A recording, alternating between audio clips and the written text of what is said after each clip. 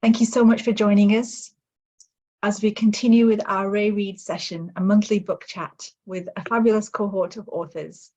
And our book highlight this month is The Grail, a story of Issa and Joshua by Elizabeth Anne Hin. A captivating blend of prose and poetry weaves the hidden story of Issa, the elder twin of Yeshua Jesus, and reveals the story of the child of Yeshua Jesus, born of Mary Magdalene.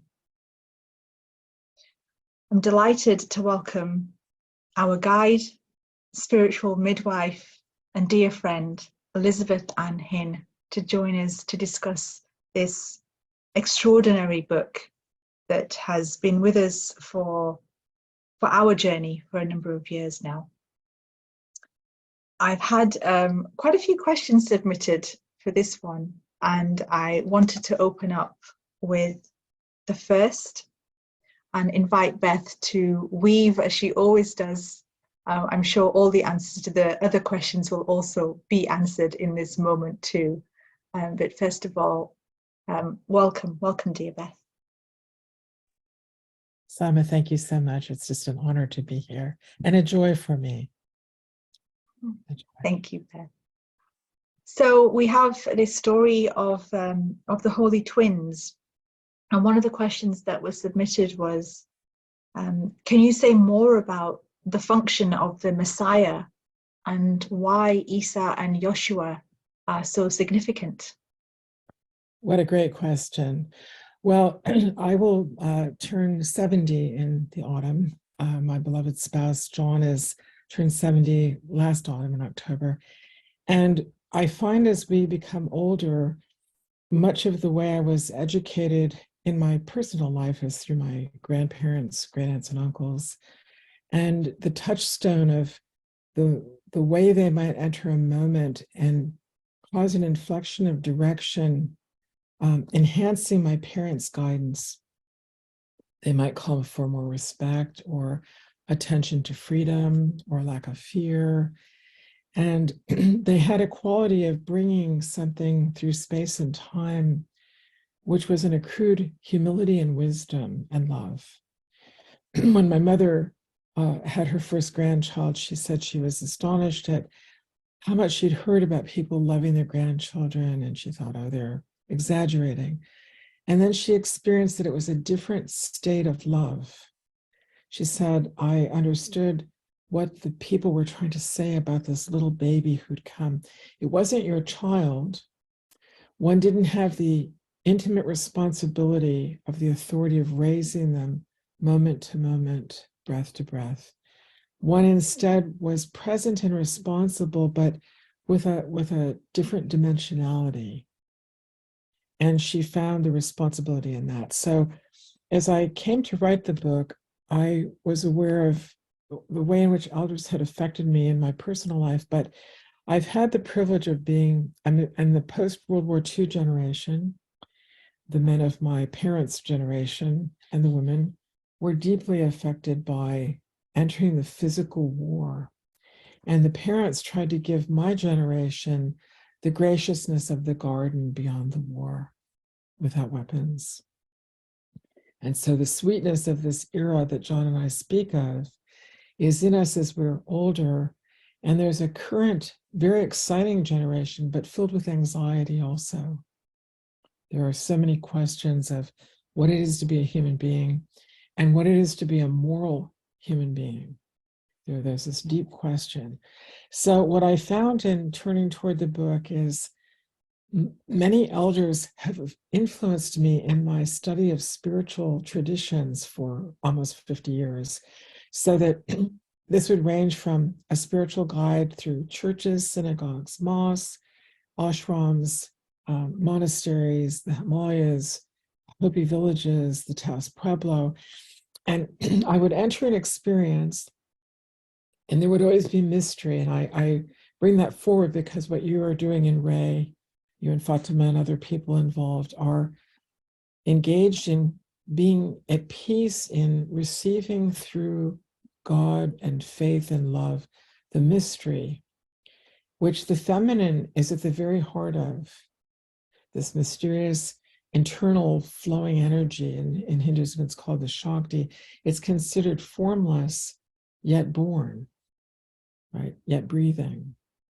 And so if we all have this, are we able to safely receive this and then represent it in virtue, in ethics, in daily life?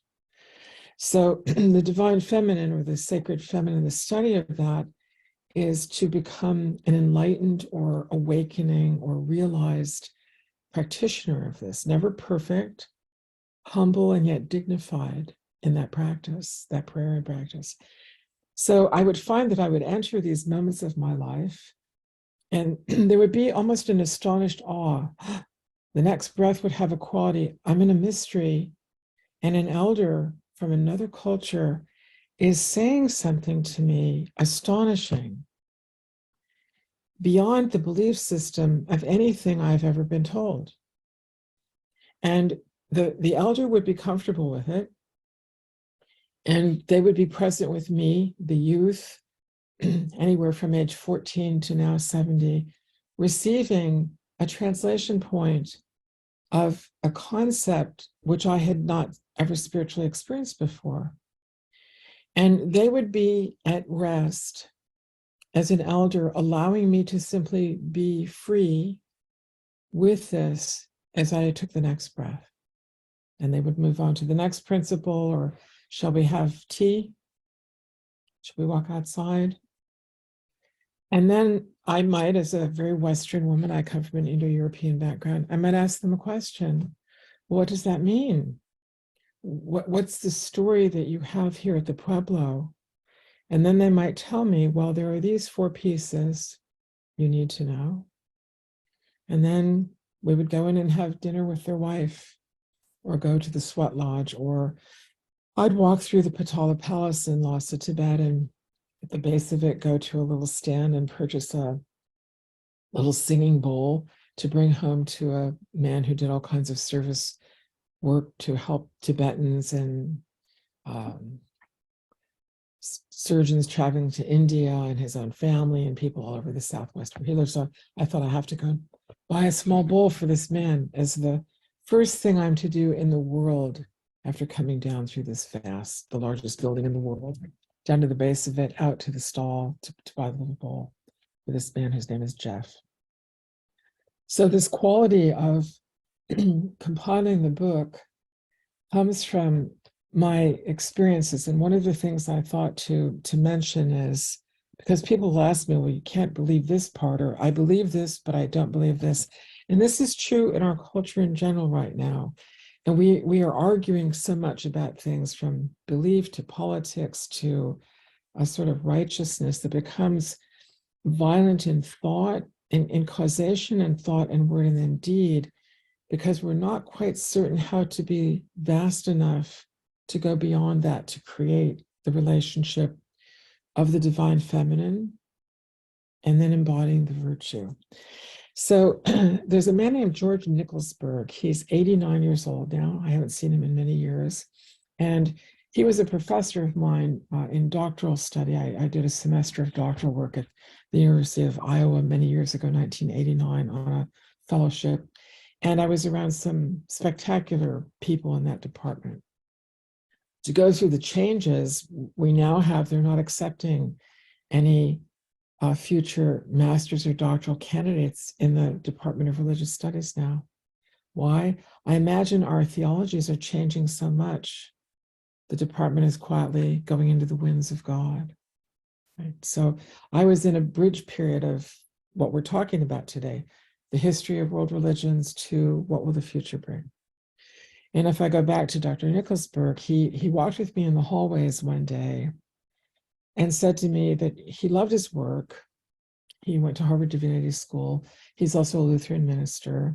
He's probably the finest translator I know of historically in scholarship of the Second Temple Jewish writings and the early Christian writings. So he's walking in the hall telling me, you know, Beth, 1946-7, when they found the Dead Sea Scrolls, they picked 5 of us to translate them. And we couldn't wait. We were very conservative scholars, but the best young people in our field, and we were excited. So we gathered together and we decided which one we should begin with. And he said, and the first phrase we came forward with, they waited in bated breath. This is my phrase, bated breath. And he said, the first translation was, and then Yeshua, Jesus, kissed Mary Magdalene fully upon the mouth. And he said, you have to realize it's not just the English translation, it was the specific words. The word for kiss wasn't kiss, it was the most erotic kiss one can give. He didn't kiss her on the cheek or in a formal recognition. And he said, we looked at one another and thought, we don't know what to do. It was unequivocally so far from anything they had imagined they might find. And then he said to me, I'm ashamed to say that we then shut it down. So this is 1989. He's speaking with me. I love this man. I respect him eminently. And he said, we've kept it too closed because as men of scholarship and faith in our theology of how we practice civilization, not just as this Christian, as this Jew, as this Muslim, he was afraid they would collapse the way in which we work beyond war and hatred. He said we did not know what to do, so we became too closed. And they were the only 5, and they were all men, they were the only 5 people allowed access to particular pieces of the Qumran and other, there are 3 or 4 sets from Qumran and Jericho, and there's another site. They were allowed them, and they would just forbid anyone from looking at them. So they were kept in Amman, Jordan, and they were kept in Jerusalem. So he said, we finally decided that we were just mortified. We needed to uncover this. It took them that long to be at peace with the mystery. And I was able to say to him, well, many people believe that he and Magdalene were lovers. And I said, some scholars think they were married, some don't.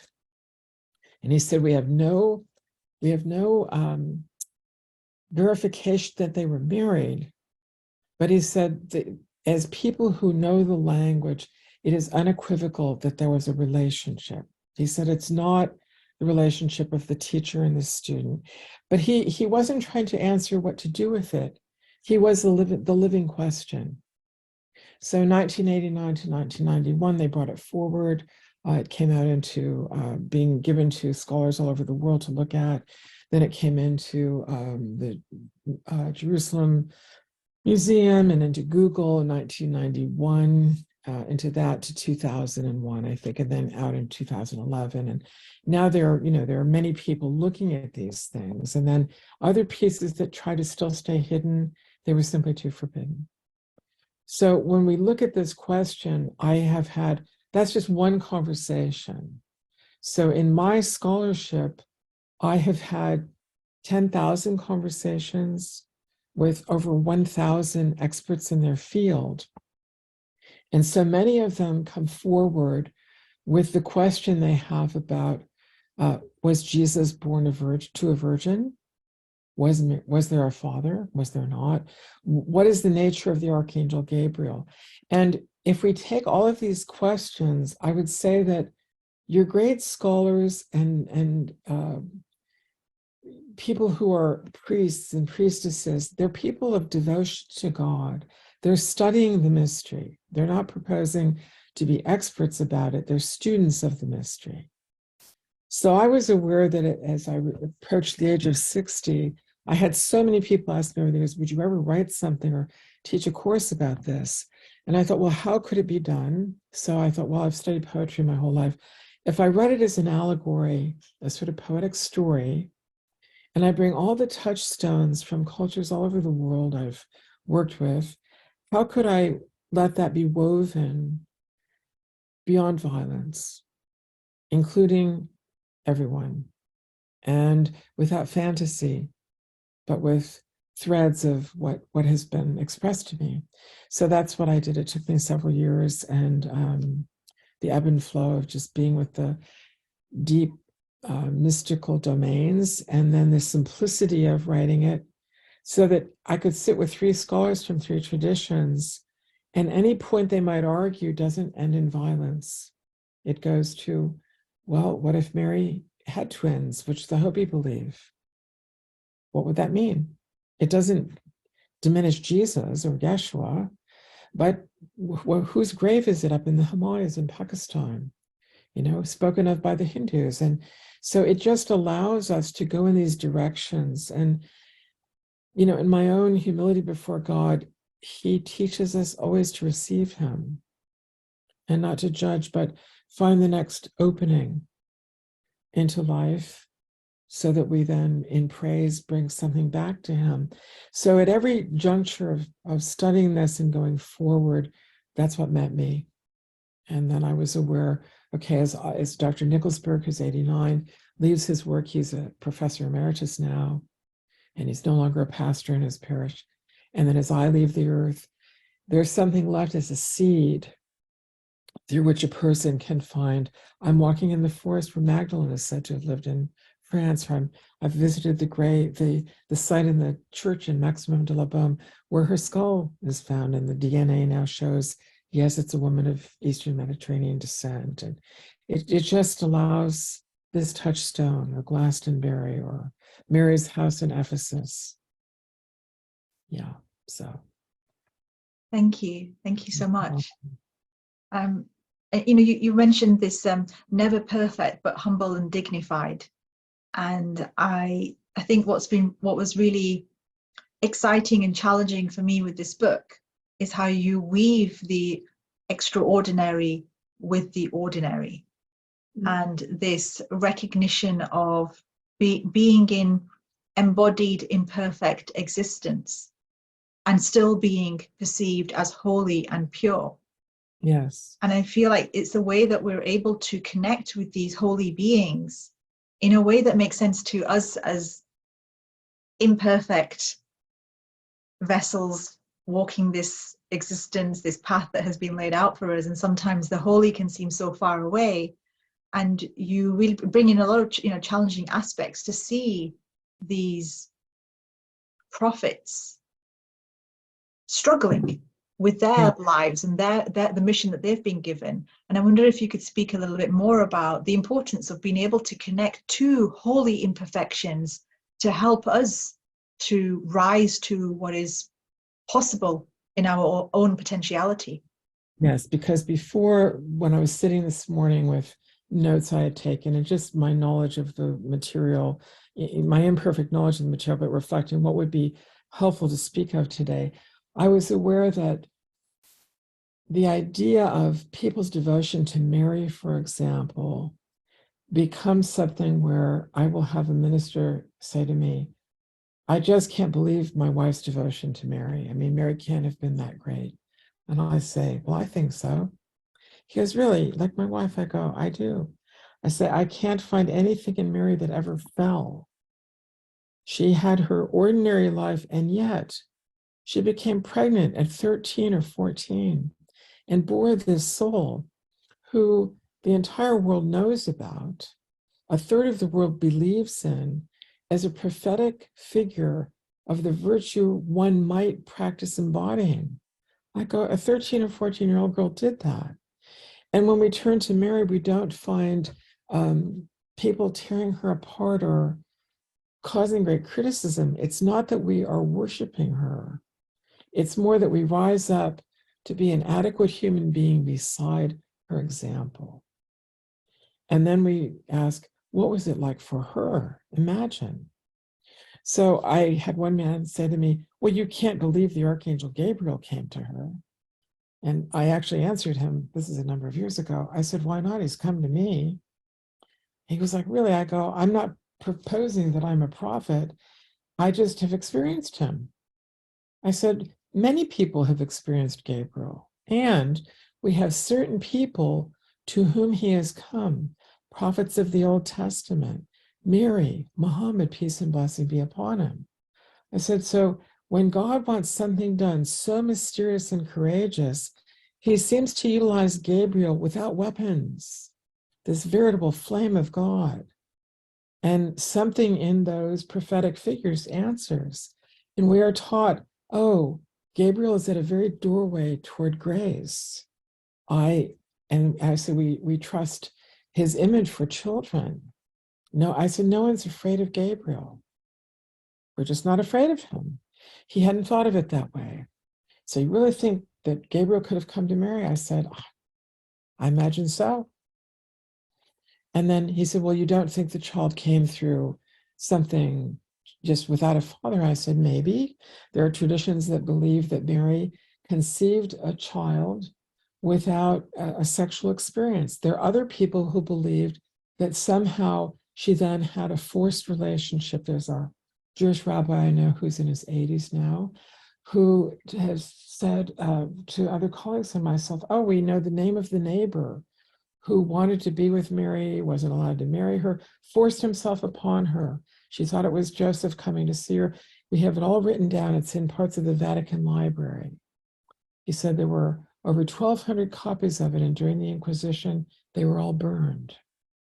He said there's a major publishing house that wants to publish all this now. We're still afraid of what might happen if we allowed that to come forward.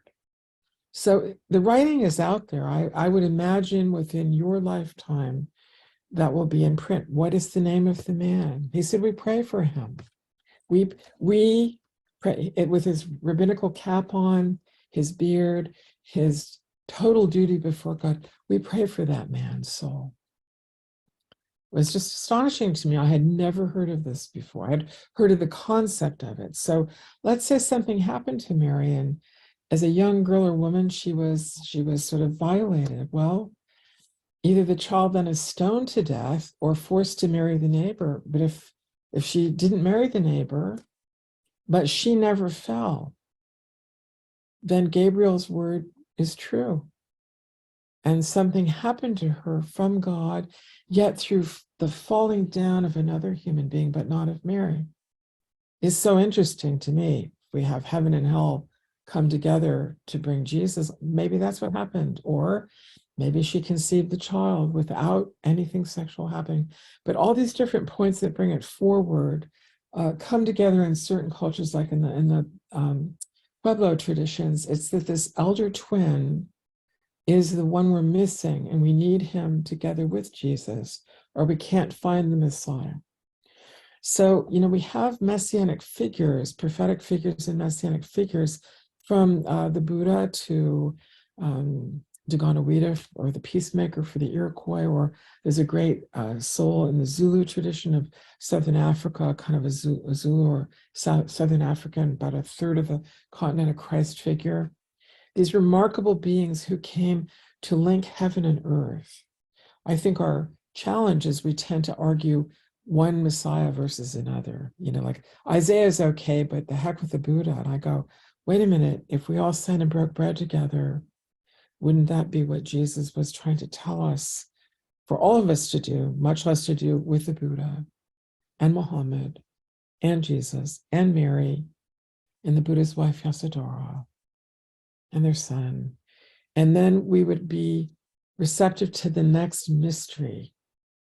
And that's really why I wrote the book.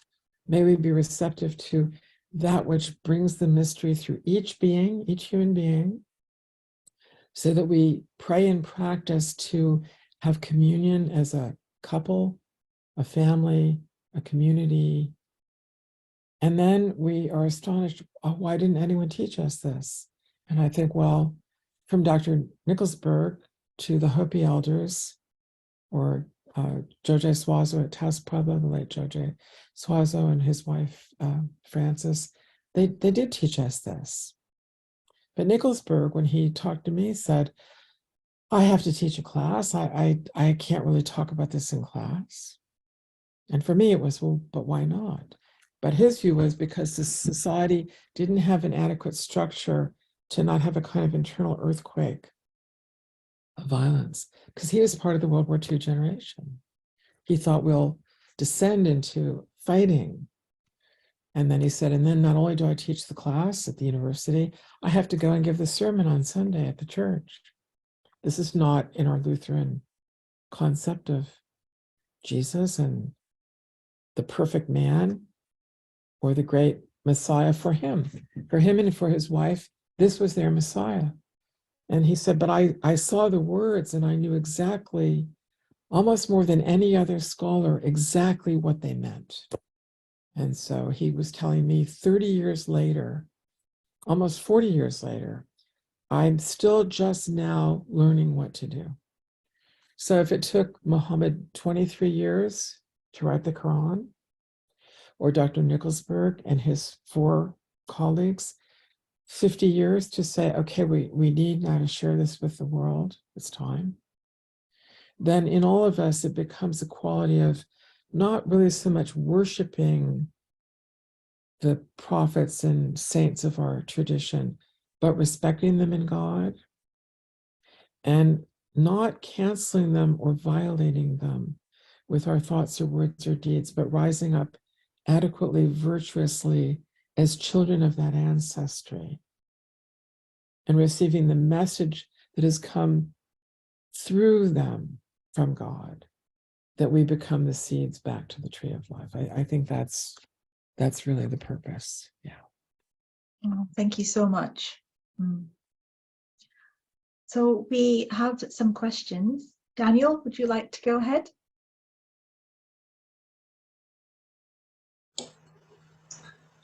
Thank you, Sima. And it's a real honor to be here, Beth, and I'm really grateful to be able to ask you some questions about this amazing book.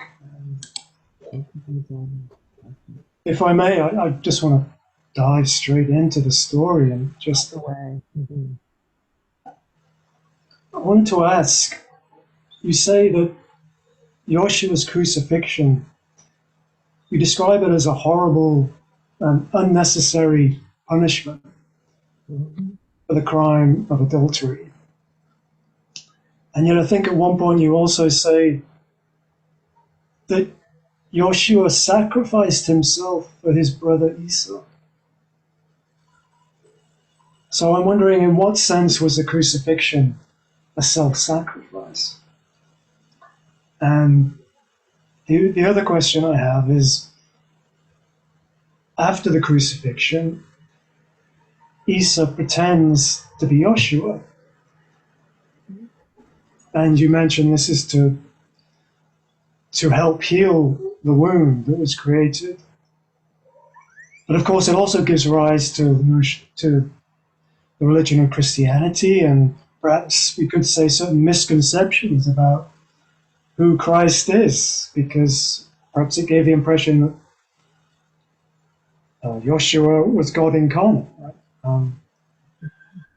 Risen in a way that no other human being perhaps has risen before. So I just wonder, what would Issa have made of that? Would he have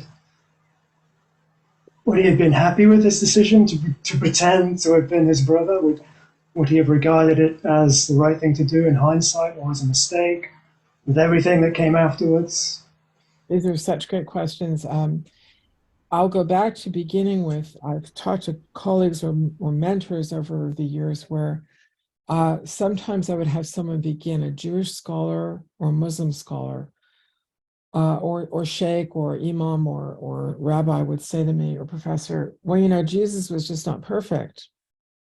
He was a magician. Or we sort of respect him, but not completely. They'd come in, and they might not say this in a class or in their practice, but in the sort of scholarly argument about they're trying to find their own peace, P-E-A-C, their peacefulness, with the being Yeshua or Jesus, they would bring forward to me what they were upset about in him. They weren't at peace about him. So they would come in with their own prophets from Judaism and historical figures, and then Jesus, and they would look at him respectfully, and they also would not. And I'd think, why are they not able to find a harmonious place for him in their world? And then I would have a Muslim scholar or spiritual figure doing the same thing. Well, he wasn't a perfect man. Then they would come up to 600 years later, there was Muhammad, and this last prophet, or this needed prophet after Jesus. So we have one prophet and then another.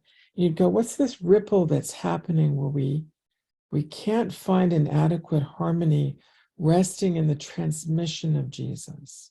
Okay, the Christ, when Jesus is called the Christ, it's a harmonious transmission.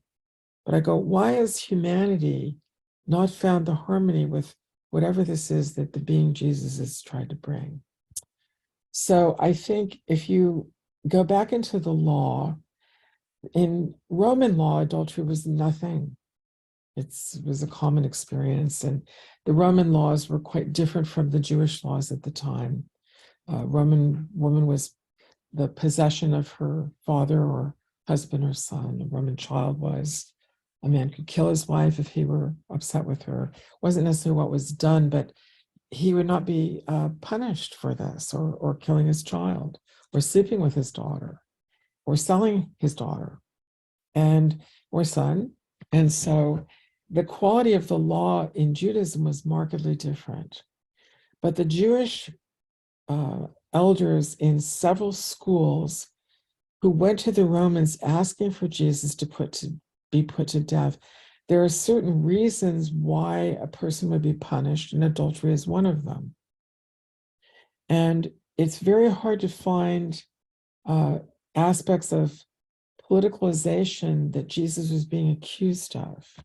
There is this idea that he was stirring up the nature of how things were done in the city or in the countryside, but they didn't bring forward an accusation directly about the law. They brought forward the desire for him to be killed because he was morally inappropriate for them. It's very rare for those Jewish elders to have asked someone to be put to death.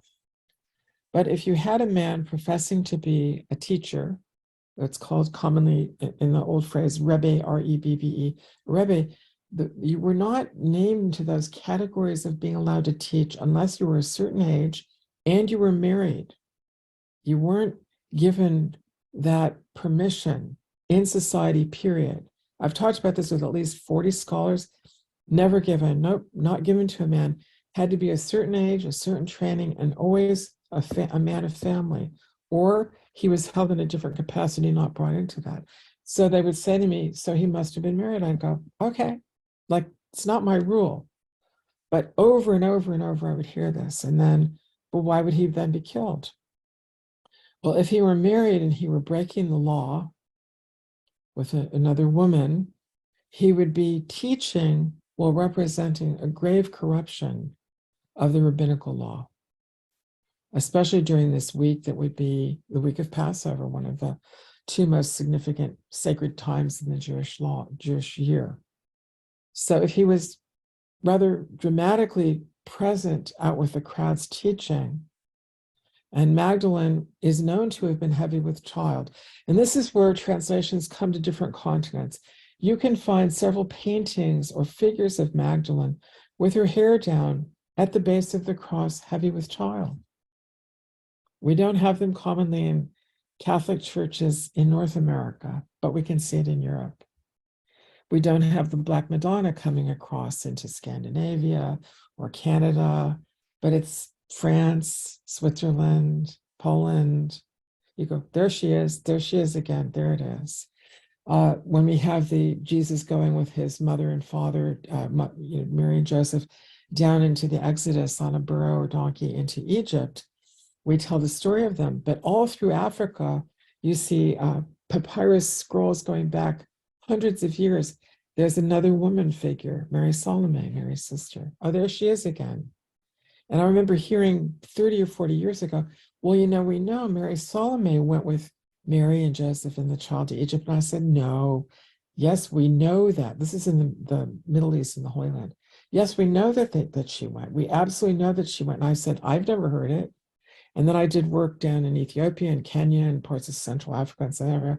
And people in tribal areas that were just coming out of the war with Somalia and Eritrea and Ethiopia, in little rural areas, brought out these scrolls to me that were old, between 100 and 400 years.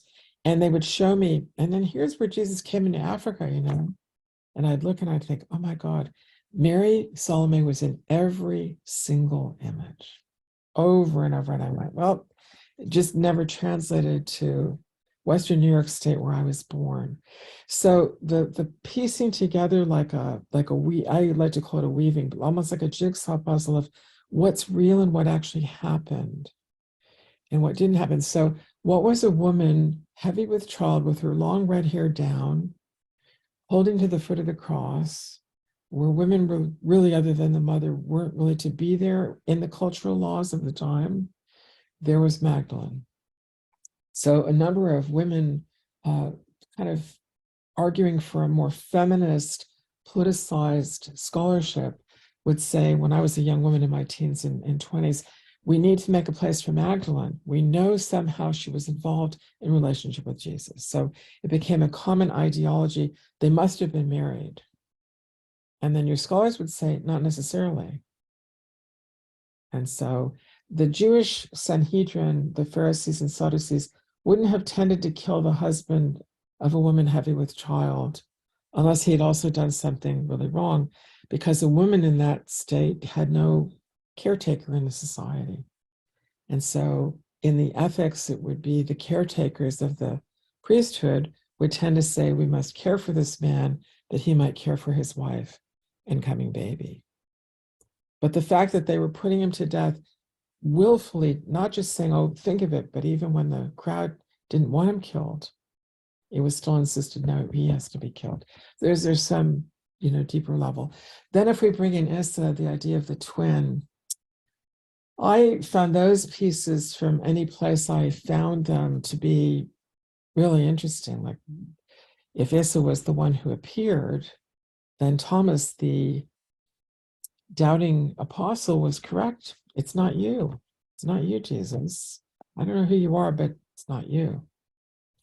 And so if Issa was raised over, kind of at a slight distance from Jesus, they didn't really spend time together, the concept that Jesus had a twin might not have ever really been part of the life of the people directly around him. So anyway, that's just what I've found from the things I've just looked at over and over and over. And then we do know that there is a being, Issa, who came up into different areas and across in the Himalayas. So there are people in Christianity, Judaism, and Islam, and Hinduism and Buddhism and pantheistic views across the lower Himalayas who believe that Jesus was never crucified. No, he wasn't crucified. He came and taught. He was commonly accepted by people. This virtuous man, private, quiet, and then he died up here, and he's buried over there. And the grave is taken care of and painted green, overseen by Islamic people, has been for centuries. And at the foot of it is a carving of his feet with marks at the top of a crucifixion. He who did not die. How did he walk there? What happened? And then we know that Ephesus accepted Mary. She went to the island of Samos and was turned away. People were afraid it would cause too much ferment, whatever the thrill was that had gone on about Jesus. So she came to the island of Samos. John the Apostle oversaw her when he was let out of he was in prison briefly on a cave in the island of Patmos. You can visit the cave, and he had the Romans taking him there. He was supposed to be there for life, but a Roman soldier fell out of the boat, and John could swim, and he jumped out and saved the soldier. So when they came into the shore, it was reported to the head of the legion. And so he had, I don't remember that period of time, but he was there with an attendant, and he wrote the book of Revelations while he was in this little cave in the ground there, which I have visited. And then he was allowed to go, and he went back to Ephesus and was participating in some care of Mary through her life. He lived to be 97. He's buried there. His companion is buried right there next to him in the graveyard. John and his scribe and companion. And then we know that there was the stone house up high in the cedars or pine trees there above Ephesus where Mary is said to have lived. It would be a house where it was rebuilt out of the same rocks. There's a beautiful spring down below it. And it was not deeply recognized in the theological institutions until the 1990s. The Archbishop of Canterbury visited and said, yes, this is where Mary was. The Pope visited and stated, yes, this is where Mary was.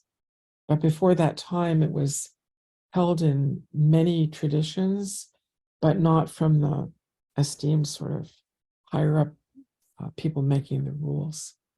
So it's an extraordinary place. And Ephesus was a place of devotion to Artemis, this fertile goddess. And there was a huge statue of her at the mouth of the river there years ago now. The silt is built up over the centuries there. So here we have this place of Mary.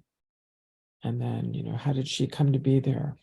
So I think with Issa, it's more my own bringing him forward in kind of the mood that I do is that I've done a great deal of work with Native leaders, and I would come into their lives and they would just insist on teaching me. And you could write a beautiful book about it, really. And they would say, it's you, you've come. It would just be me. It would be, you just think it's like walking into a cafe or walking into a little school and having people say, it's you. And you think it's just me. I've come to meet you. And they would make a very strong statement. You must teach this. So I've said many times, the late Thomas Banyakya flew once on a plane to Santa Fe and asked, where is she? Found people who knew me. Where's Beth? He was dressed in his ceremonial regalia. And he walked into a classroom on a Saturday morning where I was teaching a world religions class.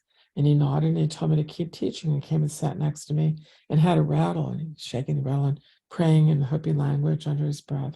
And then he would turn to my right ear and say into my ear, you must promise me that no matter what happens on the face of this earth, you will never stop teaching. And then he'd gesture with his hand, go on and teach. And I'd talk, and then 5 minutes later, he'd rattle.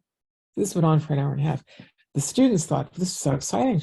We didn't know she was bringing a medicine man. How did this happen? And he would say, you must talk about the elder brother.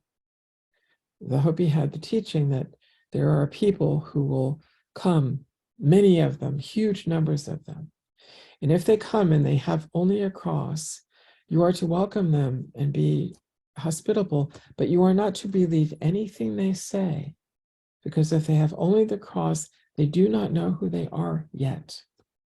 But if they come with the cross within the circle and the knowledge of the elder brother, you are to welcome them as family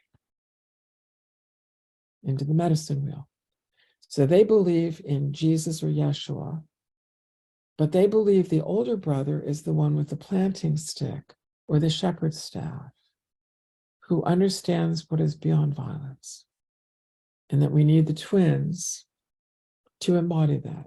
So Jesus, if he were a wounded being from something he went through in younger life, willingly would have tried to represent the autonomy of all of it.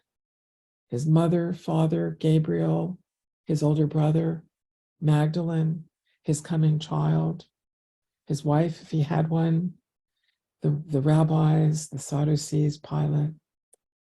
He famously answered when Pilate asked him, are you the Messiah? Or who are you? And Jesus answered, who do you say that I am? So I think if he did sacrifice himself, to me, the being Jesus has held this in his heart, in his soul, until we were wise enough to bring the cross within the circle together. So my request from Dr. Nickelsburg, Thomas Banyakya, person after person, I think, what are we supposed to do with all of this?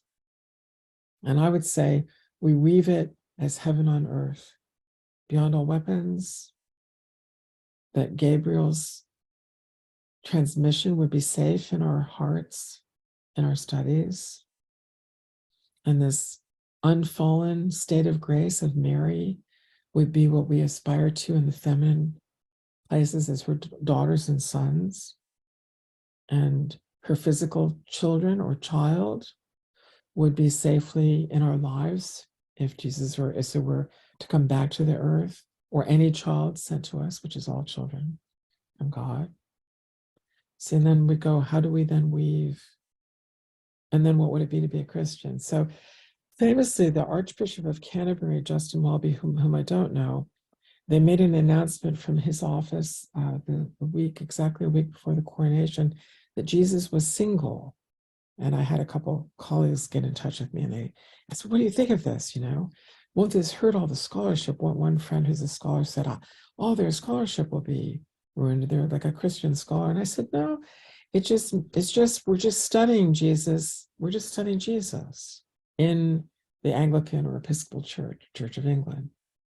The rest of it can go on and study.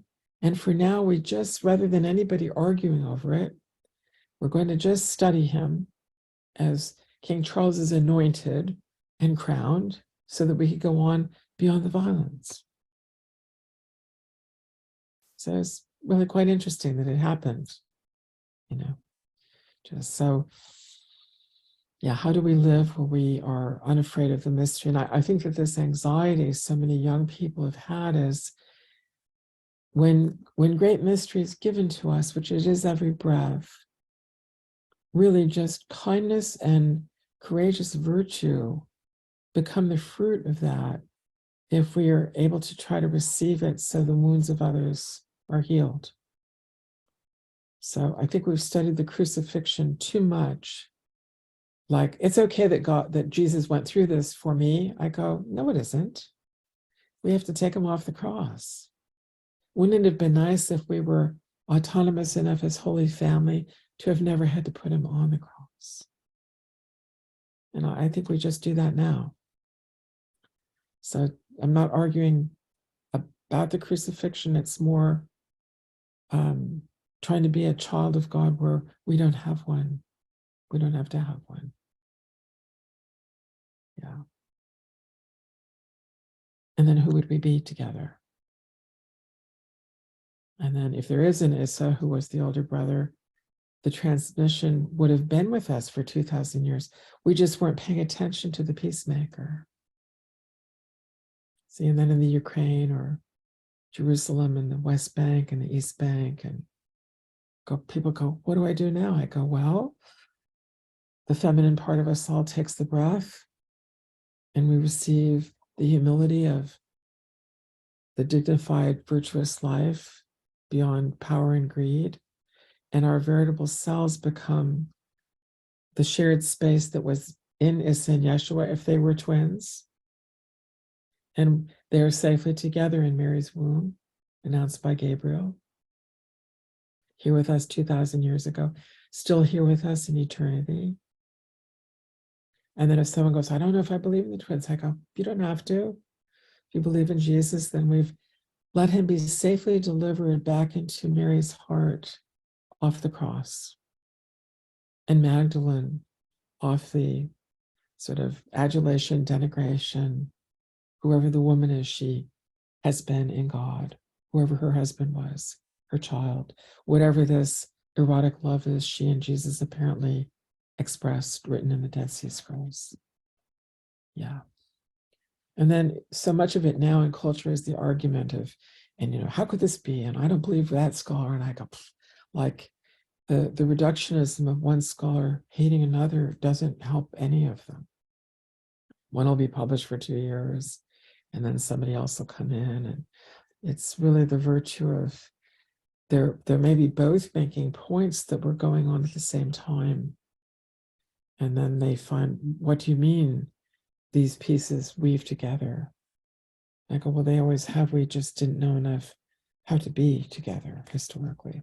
So it isn't something I sought myself. It just, no matter where I went in the world, I would meet I would call them a great soul. I'd meet a great soul who, from the Ute Nation, or Dan Evahema from Hopi, who lived to be 106, who, when I walked in his tiny house, pointed his finger and said, it's you, you've come. I was told I would live to see this time, but that I would live to only see the beginning of this era. But it's you, you've come. And I thought, I just came and brought him a few bags of groceries and had a colleague who wanted us to meet. I thought, here we go again. what am I to do? What are we to do? So if you and I, Daniel, have Jesus off the cross, then we are studying that which is beyond why we had to kill him.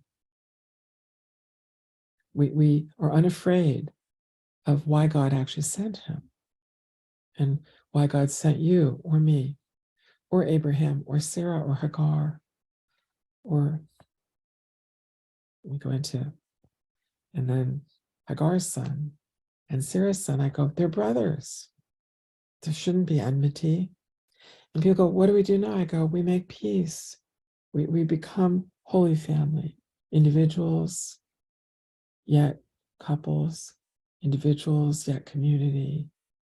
Each breath of the individual, the shared breath of the human race. And then through the mystery of God and Gabriel, and then we realize the weaving they were trying to express for us. Yeah, even Jesus' robe at the crucifixion, the story traditionally is that his robe was taken off of him and was woven in one piece. Mary was apparently an extraordinary weaver, and so rather than having a seam, like I have seams on my jacket and dress, she could weave in a circular piece. I've seen a Navajo wedding dress woven like that, one piece of woven wool together, and then just one little area had to be sewn. So she was a masterful weaver. So it wasn't just a robe that Roman soldiers wanted to throw away. They cast dice to gamble over who would win the robe that Mary had woven. Right? They cast dice over his robe. It's kind of a famous metaphor for how one is to not be, but to be beyond that which Mary wove, and to be beyond that which Mary wove in her womb, or which God wove through Mary in her womb. We do not cast dice over the body of Yeshua. Or if there were other siblings, because other scholars will say, we think Jesus had 3 or 4 siblings. And then another friend will say, it's not possible. Mary was a virgin. And I go, well, you think she was a virgin and had Jesus, and this other colleague of yours thinks he was married, and that Mary was married and had several children. So there are scholars who, when they're translating, read, oh, James. Gee, the phrase used is he would have been the James the Great, the brother of Jesus, the brother of Yeshua. I go, interesting. Interesting.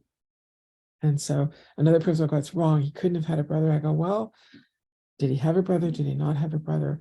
And I think these questions are important, because as we come into the use of how we communicate now, and as artificial intelligence comes in, and just chronic use of information that's sort of researched, and information that's more projected, it becomes a confusing conflict. What's real, what's not real? So what did Dr. Nicholsberg find in writing that was 2,000 years old? And then what did he say about it? Did he write anything down about it? Not that I know of. It would have, these are my words, it would have betrayed his theological training and his religious training as a minister and a pastor, the leader of his congregation, and the leader. He was the head of the department at the University of Iowa for 30 years. So he was, what do I do with this information? I'm not certain yet. See, and so will anything ever have been written down by him? But I feel in my own conscience it's necessary for me to speak of it. And why I didn't research, I could have tried to find a grant and write a book of scholarship. Here are the areas where I can prove this happened. And the reason I didn't do it is, for every point I would have proven, another scholar would try to make their mark to reduce what I said and say, I'm proving something different. So if they said, my book says that that Mary was a virgin, I go, okay, well, you've seen that in the literature and the culture that's arisen for 2,000 years, but it's not proven, but it is the theology of devotion and faith.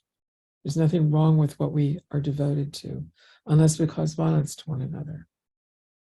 And then you'd find another person who'd say, we can prove that Jesus had siblings. It's in these translations. And then we can prove this about Magdalene and where she lived in France, or where she was in Magdala. We know she was a wealthy woman. She had resources she could not have had except through being a married woman. She did not have them through her parents. We know Martha and Lazarus were her siblings. They were not wealthy people, but Magdalene was. So how did this arise? So some people said, well, she must have been a prostitute, but there's nothing in literature, in any translation of any language from Greek or Aramaic or cultural languages that were regional. There's nothing that says that word. It just became the common idea. A wealthy woman, well-dressed, must have been a prostitute. Having a child, Jesus' child, said to be Jesus' child, must be a prostitute. It was a way to kind of demonize her. So if I tried to do something in scholarship, I felt I would have only inflamed bickering. So what I did instead is thought, well, write something poetic, an allegory, like you do with lyrics of a song you might write. So everything I said, I spent a great deal of contemplative time with, so that I could feel that everything I was saying was true. Nothing was a projected fairy tale. Wouldn't it be nice if this were true? Everything I said is something I gleaned from cultural areas where there are theologies and ideas, and then this occurred, or we believe this occurred, and I was aware, okay, let's put all this together. And then the invitation to scholars, go out and find the stories. See the translation Dr. Nicholsburg talks about. Go and see if you know more about the older brother talked about by the Hopi and Zuni and Pueblo tribes. Go and see why the people of Sainte Marie de la Mer and all of the gypsies of the Mediterranean going as far as Egypt and India have Saint Sarah, who's buried under the church in Sainte Marie de la Mer that dates back the current building to the 6th century. Why do they honor her? Why did Mary Salome, who went into Africa to Egypt with Mary and Joseph and Jesus, why did she then, as an old woman, sail all the way to Sainte Marie de la Mer and is in the boat of Bethany, in the wooden sculpture there at the top of the church, where they carry it to the sea every year in May or June, and ask Mary Salome and Mary Jacob to come back with the girl. Come back and bring the girl back to us. Why are these two elder revered women taking care of this young dark-skinned girl called Sura the Egyptian? It's all so interesting. The gypsies are completely devoted to her. I've been in there with 1,000 candles there on her feast day. They love her. They love her. And then they have a statue. She's buried under the altar. Then they have a statue of Mary up above. But it's Sura. And then the boat of Bethany with Mary Jacob and Mary Salome, who landed there, sent away from, the Jerusalem and Holy Land area. So you'd have to go ask the gypsies, what is your story then? Where did she come from? Who is she? And then the persecutions, there were tens of thousands of people who were killed in the first Inquisition that occurred in Europe. It's called the Catharan Albigensian Crusade. And tens of thousands of people were killed, and they went walking into the fire willingly singing hymns, rather than to give up the idea that Jesus was a part of a family. The current French king and Pope at that time wanted to break that apart and turn Jesus into a more theological construct. So again, violence, just tens of thousands of people. I think there were 35,000 people who were killed in a single weekend. Yeah. So hopefully we don't have to do that again. We let the weaving come together. Yeah. Amen. May Amen. it be so. Thank you so much, Beth.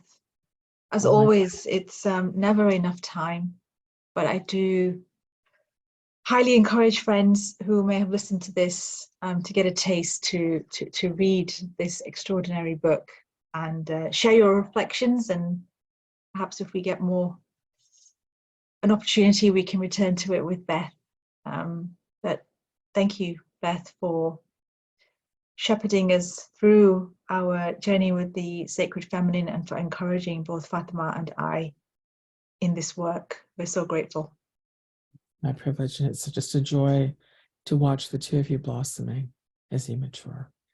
In this mystery, may you always be protected and blessed and safe and well in that, in all aspects of your lives. Amen.